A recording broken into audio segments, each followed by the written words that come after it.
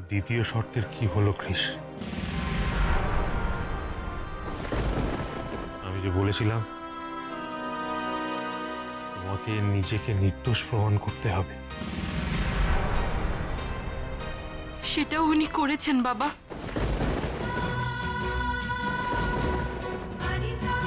একটা অনুরোধ ছিল।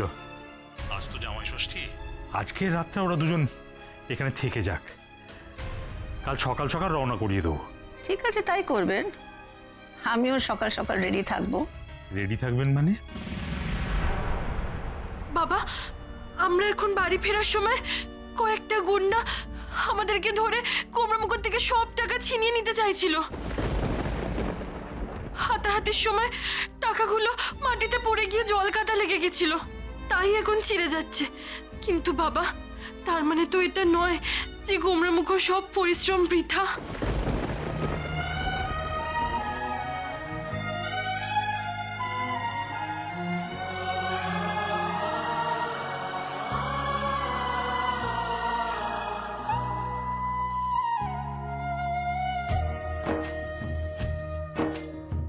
क्या बेबसी है ये, क्या मजबूरियां, हम पास हैं फिर भी कितनी है दूरियां। ओ क्या बेबसी है ये, क्या मजबूरियां, हम पास हैं फिर भी कितनी है दूरियां। জানতাম বাবা, আমি জানতাম তুমি পারবে। প্রথম যেদিন তোমায় তাঁতিপাড়ায় আমি দেখতে পেয়েছিলাম, আমি আমার রাধামাকে বলেছিলাম, ছেলেটার দিকে তাকিয়ে দেখ রাধা, শান্ত সৌম্য চেহারাটার মধ্যে একটা আগুন লুকিয়ে আছে, ওর চোখ দুটো আগুনের মতো জ্বলছে, একটা কিছু করে দেখাবার অদম্য ইচ্ছে আমি তোমার চোখে দেখতে পেয়েছিলাম বাবা। আমি রাধামাকে বলেছিলাম এ ছেলে একদিন পৃথিবী জয় করবেই, আর তুমি তাই করেছো বাবা। তুমি যা করেছো তা তো পৃথিবী জয়েরই সমান। তুমি আমার হৃদয়টা জয় করে নিয়েছো কৃষ বাবা, আমার হৃদয়টা জয় করে নিয়েছো। বড্ড কষ্ট দিয়েছি না তোমাকে? খুব কষ্ট হয়েছে, আমি বুঝতে পারছি তো, কিন্তু বিশ্বাস করো কৃষ বাবা, আমি তোমাকে কষ্ট দিতে চাইনি। আমি শুধু চেয়েছিলাম যে তোমার বাবা যে লড়াইটা লড়েছে, আমি যে লড়াইটা লড়েছি, তুমিও সেরকম একটা লড়াই লড়ে নিজের পায়ের তলার মাটিটা শক্ত করো, শুধু এইটুকু আমি চেয়েছিলাম। শক্ত মাটির ওপর ইমারত গড়তে তো সবাই পারে কৃষ বাবা, তাতে তো সেই লোকটার সম্মান বাড়ে না, গৌরব ক্ষুণ্ণ হয়। আমি যে তোমাকে গৌরবান্বিত করতে চেয়েছি কৃষ বাবা, আর কিছু চাইনি। আমি তোমাকে এইটুকু শুধু অনুভব করাতে চেয়েছি যে তুমি কারোর থেকে কোনো অংশে কম নও। আর আমি চেয়েছিলাম তুমি প্রমাণ করো যে এই পৃথিবীতে তুমি একমাত্র আমার রাধা মাকে সবচেয়ে সুখী করতে পারবে।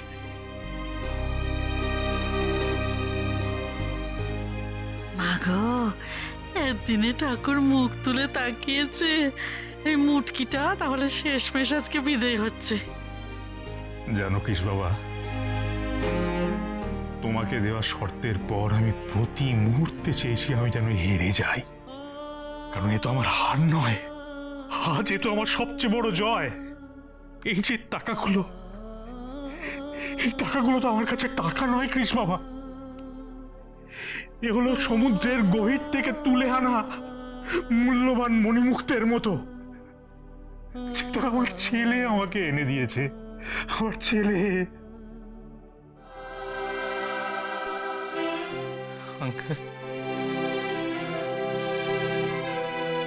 এখন থেকে তুমি আমাকে আঙ্কেল না বলে বাবাও বলতে পারো না?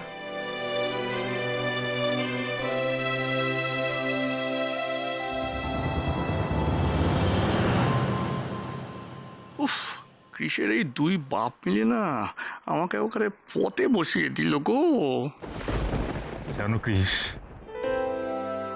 একদিন ধরে তোমার বাবার মানে শুভর বিদেশ থেকে আমাকে লেখা চিঠিগুলো না আমি বুকে করে আগলে রেখেছিলাম। আর আজ থেকে আমার মৃত্যুর দিন পর্যন্ত আমি কি করবো জানো তো? এই টাকাগুলোকে বুকে করে আঁকড়ে রাখবো। তোমার এই 7 দিনে রোজগার করে আনা 10,000 টাকা আমাকে আজকে পৃথিবীর সবচেয়ে বড় ধনী বানিয়ে দিয়েছে।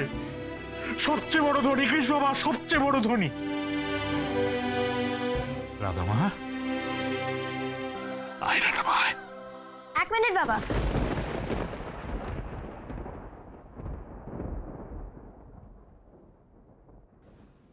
বলছিলাম যে তুমি তো কৃষদাকে 2টো শর্ত দিয়েছিলে।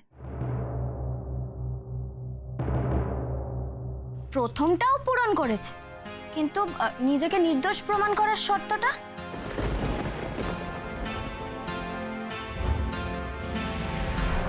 এই কথাটা কিন্তু বিনা ঠিকই বলেছে।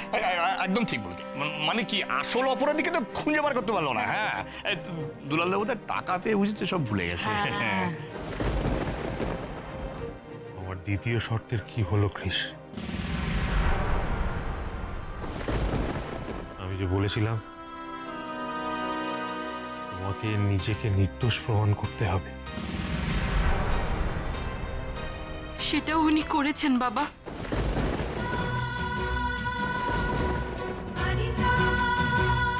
বাবা, হারুদাকে অ্যারেস্ট করা হয়েছে, আর হারুদা নিজের বয়ানে পুলিশকে বলেছে যে উনি আমাকে বিষ মেশানো জল খাওয়াননি। কেউ একজন গোমরামুখকে ফাঁসানোর জন্য হারুদাকে টাকা দিয়েছিল, তাই হারুদা কোর্টে মিথ্যে সাক্ষী দিয়েছে। তবে আঙ্কেল, আসল অপরাধীকে এখনো আইডেন্টিফাই করা যায়নি। শুধু এইটুকু জানতে পেরেছি তিনি একজন মহিলা। মহিলা? আঙ্কেল, আমি জানি আপনার ধারণা কি ওই বিষটা আমার বাড়ির পক্ষেই রাধাকে কেউ খাইয়েছিল। আঙ্কেল, আমি এটাও জানি আসল অপরাধী না ধরা পড়া পর্যন্ত আপনি রাধাকে কলকাতায় পাঠিয়ে নিশ্চিন্ত থাকতে পারবেন না। কিন্তু আঙ্কেল, এবার আমি আপনাকে কথা দিচ্ছি, আমি রাধার গায়ে একটা আঁচড়ও লাগতে দেব না। একটা আঁচড়ও না। আর হ্যাঁ আঙ্কেল, ওই সাসপেক্ট মহিলার একটা আংটি হারুর কাছে ছিল, সেটাও পুলিশের হাতে তুলে দিয়েছে।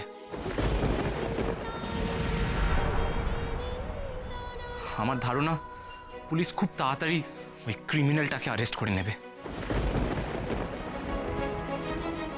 ব্যাস, তাহলে তো হয়ে গেল। মানে ভাইপোকে যে 2টো শর্ত তুমি দিয়েছিলে, সেই 2টো শর্তই ভাইপো পূরণ করে ফেলেছে। হ্যাঁ, তাহলে তো এবার ভাইপো আমার বৌমাকে নিয়ে আমাদের বাড়িতে ফিরবে। হ্যাঁ, কি তাই তো? আর তো কিছু ঝামেলা রইলো না, কি রোনা? হ্যাঁ, বাড়ি যাবো না হাজতে যাবো সেটা আমি কি করে জানবো? রাধামা আয় মা, আয় আয় আমার কাছে আয়।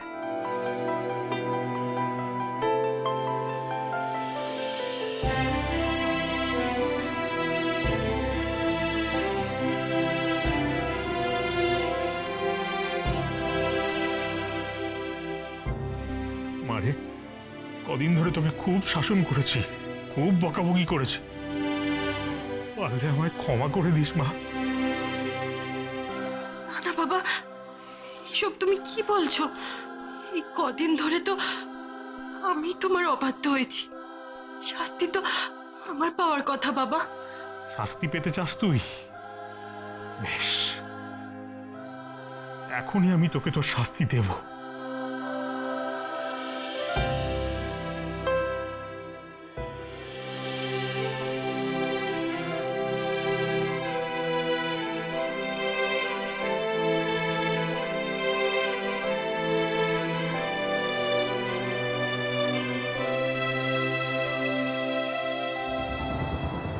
আজ থেকে সামনে 7 জন্ম তোরা দুজনে দুজনের হাত এইভাবে শক্ত করে ধরে থাকবি, একদম ছাড়বি না। এই হলো তোদের দুজনের শাস্তি।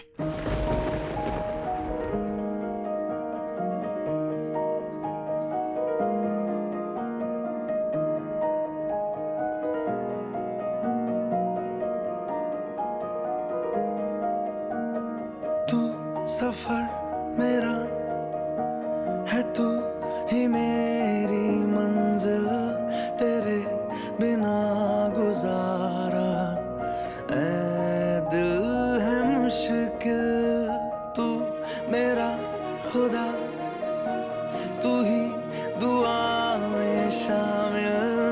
শাস্তি শাস্তি পাওয়ার জন্য এত ছটফট করছো রাধা? শাস্তি তো এবার তোমাকে শোভা ব্যানার্জি দেবে, চরম শাস্তি। এ কি আপনার স্নান হয়ে গেল? আচ্ছা, আপনি গরম জলে স্নান করেছেন তো? নাহলে তো আবার আপনার জ্বর এসে যাবে। জ্বর আসতে পারে, তবে তোমার বকবকানি শুনে বেশিক্ষণ স্টে করবে না। অ্যাকচুয়ালি তারও তো একটু প্রাণের মায়া আছে, তাই না?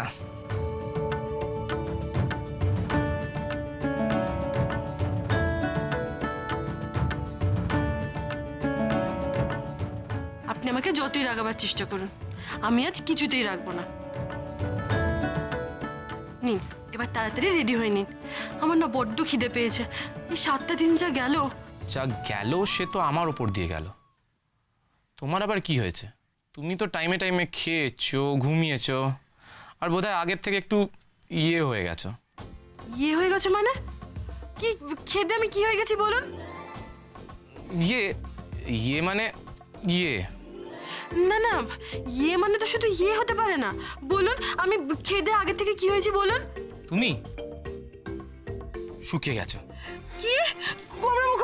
এটা কিন্তু একদম ভালো হচ্ছে না। শুকিয়ে গেছে বললাম, ভালো লাগলো না? ঠিক আছে, তাহলে তুমি খেয়ে খেয়ে মোটা হয়ে গেছো। কি বললেন? আমি খেয়ে মোটা হয়ে গেছি? আমি কোথায় আপনার জন্য চিন্তা না খেয়ে বসেছিলাম, আর আপনি বলছেন কি আমি মোটা হয়ে গেছি? যা বাবা, শুকিয়ে গেছো বললে রেগে যাচ্ছ, মোটা হয়ে গেছো বললে রেগে যাচ্ছ। আচ্ছা ঠিক আছে, তুমি বলে দাও আমি কি বলবো। আমি বলি, আপনাকে কিচ্ছু বলতে হবে না। আপনি মুখ বন্ধ করে রেডি হয়ে খেতে আসুন।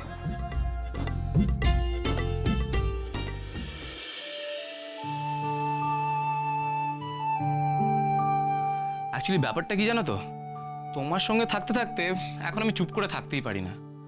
বাংলায় একটা কথা আছে না, হ্যাঁ, সৎ সঙ্গে কি যেন একটা, আর অসৎ সঙ্গে কি যেন একটা। আমার পড়ার টেবিলে ডিকশনারিটা আছে, ওখান থেকে দেখে নিন প্রবাদটা। প্রবাদটা ঠিক মতো জানি না, ওদিকে বলছে কি যেন একটা কি যেন একটা।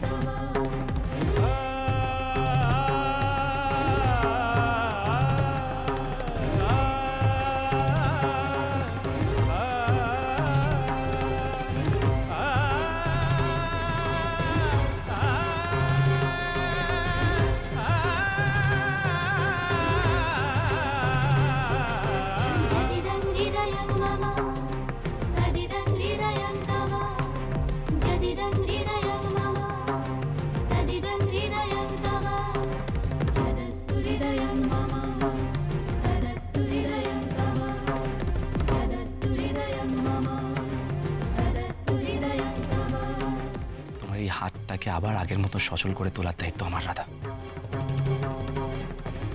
যাতে তুমি আবার এই হাত দিয়ে আগের মতো খুব সুন্দর সুন্দর ডিজাইন আঁকতে পারো। আর আর আর আর রসগোল্লার হাড়ির থেকে এই হাত দিয়ে রসগোল্লা তুলে টপাটপ খেতে পারো।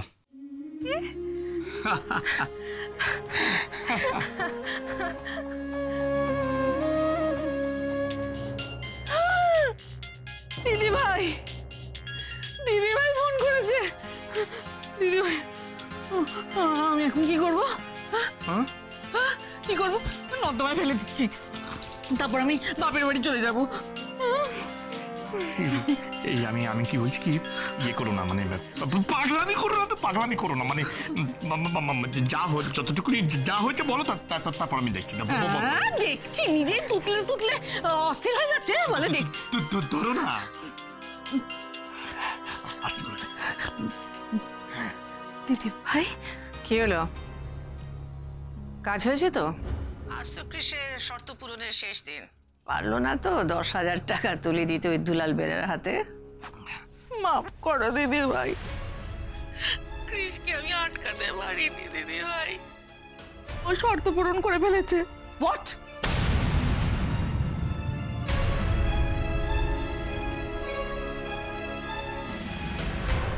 বৌদি, বৌদি কেমন আছো?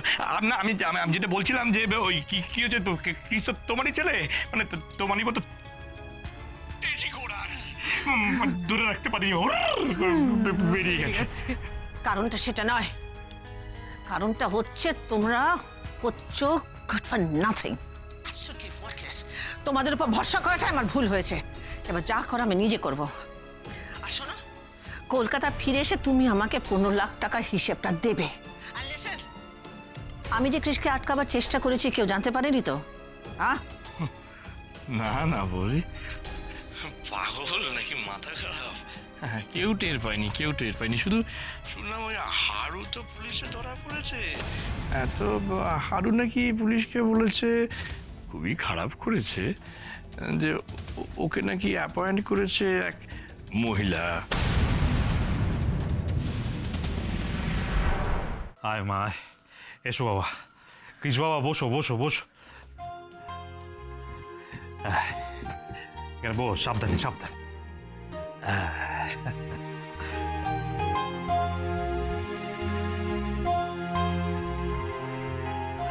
লক্ষ্মী, কাকু কাকিমাকে একটু ডেকে আন না। হ্যাঁ মা, যা। এ কি, সে তো দেখছি একেবারেই এলাহি আয়োজন। হ্যাঁ, তো খাবার দাবার করার কি দরকার ছিল? দরকার ছিল বাবা, দরকার ছিল।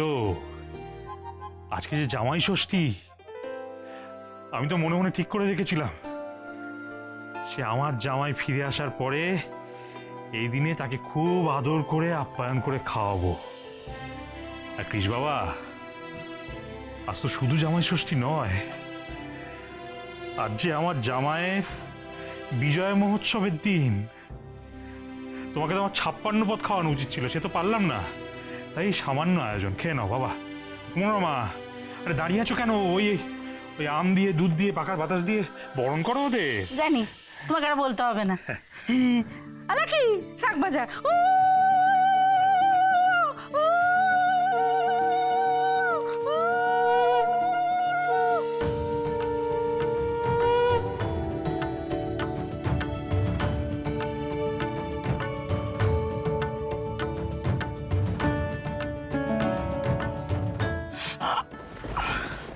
হাতে ফসকায় খাবার লেগে জ্বালা করছে, তাই না?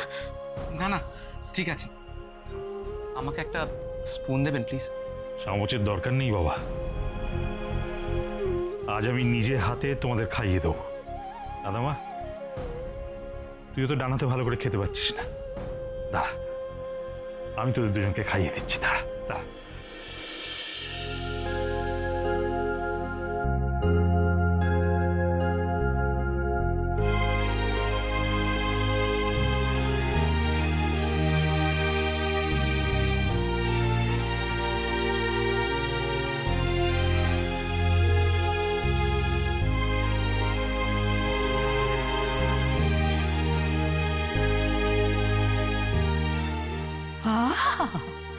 এই দৃশ্যখানা যদি একবার দিদিভাই নিজের চোখে দেখতো না, আনন্দে আহ্লাদে করে নাকের জলে চোখের জলে হয়ে যেত গো।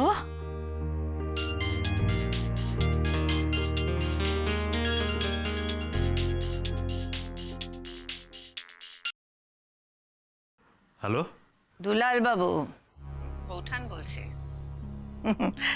আমার ছেলে তো আপনার দুটোই শর্ত ঠিক সময় পূরণ করে দিয়েছে। আজ রাতেই আমার ছেলে আর আমার বৌমাকে আমার বাড়িতে পাঠিয়ে দিন। বৌঠান, একটা অনুরোধ ছিল।